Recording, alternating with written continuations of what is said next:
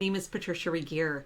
You're going to see the unmute here in Zoom because I'm screen recording so that I can show you the navigation bar, and we're going to take a look around Zoom. It's been a little while since I've given an update, and I've noticed in my last couple meetings that there's some potential new items that maybe you haven't played with yet or seen, because it also depends on the settings. So that's going to be another video that I'm going to go through and give my account a settings check-in, which is an opportunity for you too. So that will be the next video.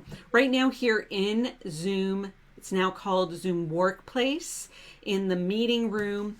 And I am not recording in Zoom. I'm recording in another screen recorder. So again, I can show you here at the bottom this navigation, and we're going to look around and see. Now, some things have moved from where they used to be. We'll start at the top. The security green shield with the check mark, that is something that you can select. And you can go right into the settings of your meeting from there as well with the gear. So we'll go back to that again. So the meeting security, it will give you the invite link right there. I'm going to cover up some of this information as well. But then at the top right, there is a little gear button. Now you'll notice when I am hovering around my meeting, I can rechange the meeting name right there in the meeting. Zoom check-in, looking around at what's new. And then I pressed enter, so that didn't do anything. I'm clicking away and it's updated the meeting name. So let's go into the settings first. This is where, when you go to the top of this bar, here at the general, start Zoom Workplace when I start Windows is an option, use dual monitors.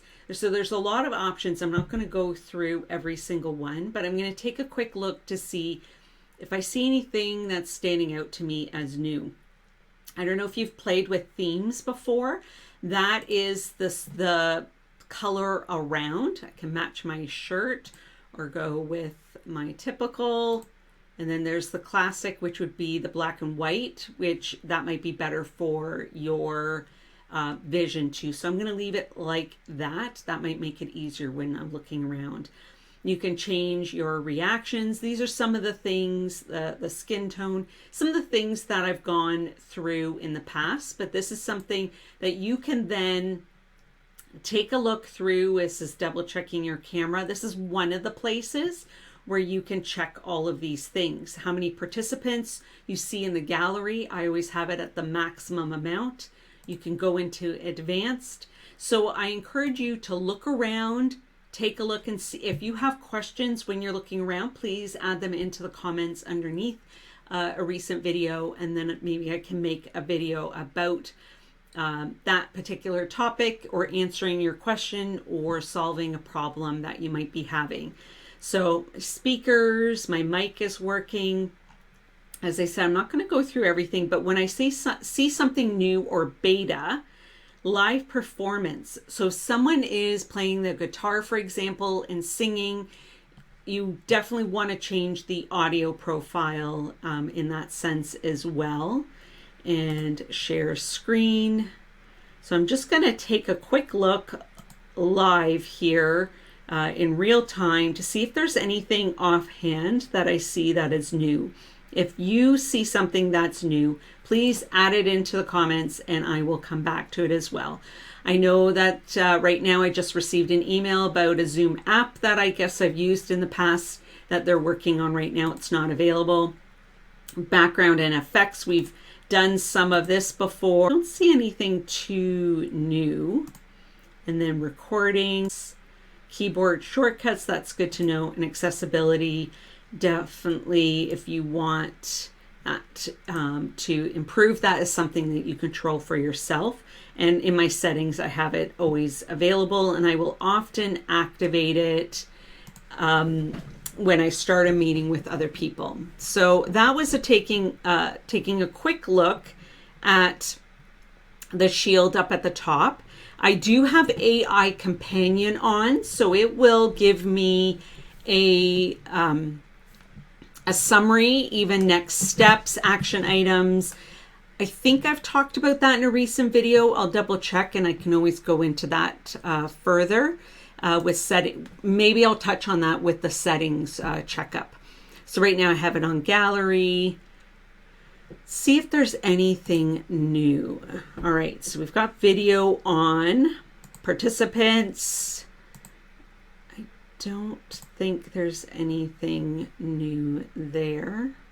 So just so you know too, you can pop out, and then that means you can drag that over to another monitor. For any of these items, you have that option. So with chat, there's been some changes over time where, let's take a look. I have to lean in because of the bright lights on me. And all right, what that was is when you take a screenshot. And I don't want that right now. I can add files, emojis, and I have a lot of options because of the settings. And then I can format text. So when I am typing into chat, if you select this format button, then you can actually, if you see anybody that's typed something and it's in bold or there's some differences, you can even cross out something. If you see that, that's how somebody has done it. When they've typed, they have then activated format. And then again, I can also pop that out. But before that, I'm going to check the 3 dots up at the top. I can save chat, but I used to be able to allow all the participants to save chat. When I check the settings, I'm going to check and see if I can activate that again. There's times I want that off, but there's times I want it on. And that might be just a security change that I don't know if it's no longer available, but I haven't been able to see it. Reactions, this is fun. That you can have the reactions that are either up at the top where it's an effect that goes everywhere, or you can do one that's off in the corner again as well. And let's clicking too fast. So I'll be right back. And that turns off my camera. And then I can select, I'm back. There we go. So that's a little bit different than it was before, automatically turning off my camera. That's a good thing. I don't know if it automatically would mute as well. So something to double check, especially if you're stepping out for a bio break and it's close by. Raising hands. So this is where I can raise my hand, lower my hand. As a host, I can play chime when there's a raised hand. That might be helpful to you as well.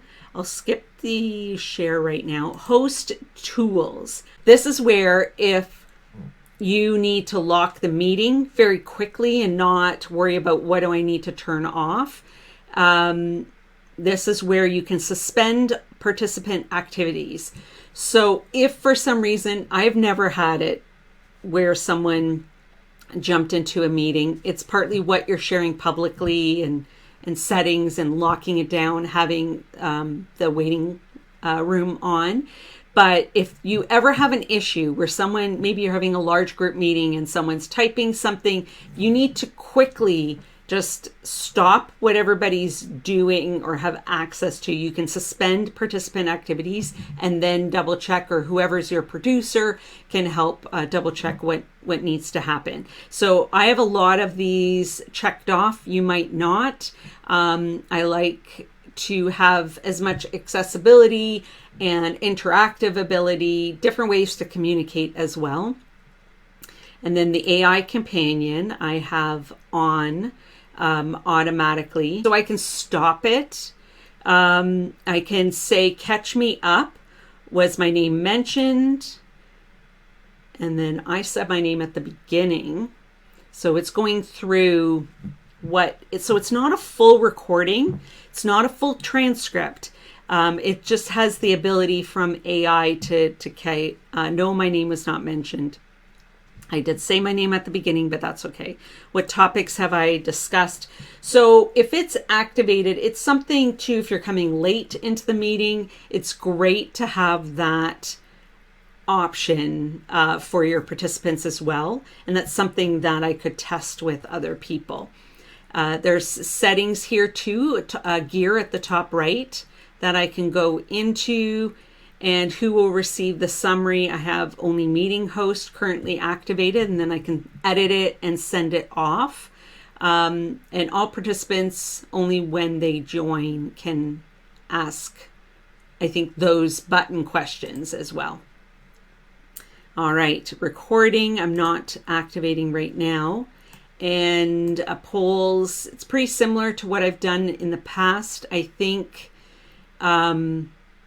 there might be some differences, but the premise is the same. I can link some of these videos too, if that would be helpful for when I created quizzes, and you can create them right in the meeting, which is very helpful as well in real time. And then there's the apps, and that's pretty similar to what we've looked at before, I think, as well. You can look at added apps. And so for games or a timer, different things like that, you can search as well. And then breakout rooms, and let's create. So options, you go here. I think this is looking pretty similar to what it's been as well. Again, if you've noticed something different that you didn't know about, you want me to talk about, please let me know. Documents, that might be something that you have not fully reviewed. I could certainly go into more in depth if that would interest you. And so it gives you the option similar to MS Teams, where my docs saved with me, meeting agenda, one-on-one meeting. You have a lot of options here too, including templates as well. So that might be something that helps save you time. I'm not going into full in depth. This is where the 3 dots on the bottom right, you can, if you're not seeing it already, you can start the transcript. Start that at the beginning if you're not recording the full meeting, or if you just want to make a scan of it for you to drop it into another AI platform such as ChatGPT. You can ask to pull out themes. So you can use multiple platforms with this. I would need to click save. I would need to activate it at the beginning for it to work. Transcript, but when you have the transcript, you want to save it at the end. There might be a setting where you can save it automatically. There is for chat for me, and I like that activated so I don't have to remember. I always have closed captioning available to everyone. And then there's whiteboard options. So I could go into any one of these that might be of interest to you, such as notes and focus mode. I think I've mentioned in the past. Live stream, I think I have shared. I'll remind you too, for participants here at the bottom, that's where you can also copy an invitation link very quickly, or the entire invite gives you the phone number and things as well. And then share screen, that's pretty much the same as well. Here you want to activate share sound.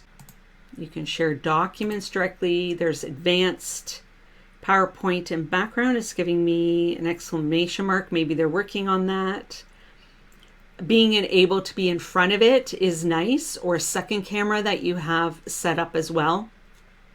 So I think I have gone through some of this before here. I've opened up the layout so I can see it. not going to share screen right now too, because I am share recording, but what's really fantastic is I can make myself bigger in front of sharing screen. So that's handy too. I don't know if that's new or not. When I share screen, that's when another floating bar will come up. It's partly because I've set that up in settings and I can check in a drop down what everybody's seeing. I'm not going to do that right now because of screen recording this particular view. So that's a look around. I'm not seeing too much new from what I've gathered over the last year or two. I look forward to reading your comments of what is new to you or what you would like me to take a deeper dive into, exploring it, a tutorial, or answering your questions. So thank you for checking this out. My name is Patricia Regier, and this is a look around at Zoom Workplace. Until next time.